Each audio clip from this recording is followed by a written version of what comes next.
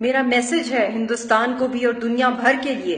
کہ یہ جو چھیڑا چھاڑی کر رہا ہے ہندوستان کا سپریم کورٹ، جو آرٹیکل 35A کو ایبروگیٹ کرنا چاہ رہا ہے، جو ہمیں وہ اسپیشل رائٹ دیتا ہے کیونکہ we are not a part of India, کہ وہ ہماری میجورٹی جو ہے مقبوضہ جموں کشمیر میں جو مسلمانوں کی ہے اس کو ایک مائنورٹی میں تبدیل کر کے وہاں پہ لاکھوں کی تعداد میں ہندوؤں کو سیٹل کرنا چاہ رہے ہیں ہندوستان سے، تو یہ ڈائریکٹ اٹیک ہے ہماری UN کی ریزولوشنز کے اوپر، ہماری پلیبسٹ کے اوپر، اور اس سے بڑھ کے ہماری پہچان کے اوپر۔ ہماری پہچان ہی نہیں رہے گی تو ہمیں آزادی کہاں سے ملے گی؟ ہم ہندوستانی تو نہیں ہے کہ سارا ہندوستان آ کے مقبوضہ جموں کشمیر میں رہے۔ پہلے ہی ان کی 8 لاکھ سے زیادہ فوج ہے جو ہمارا کھلے عام قتل عام کر رہی ہے، اور اب جب یہ ایکٹ ہو جاتا ہے، اگر یہ ایبروگیٹ کر دیتے ہیں آرٹیکل 35A اور 370 کو، تو پھر کیا بنے گا؟ میں اپیل کرتی ہوں دنیا بھر میں جس کونے میں بھی کشمیری ہیں یا پاکستانی ہیں یا جو آزادی پسند لوگ ہیں، اور ایون پاکستان کے اندر بزرگوں کو، ماؤں کو، بیٹیوں کو، بہنوں کو، کہ میں بھی آپ کی بیٹی ہوں،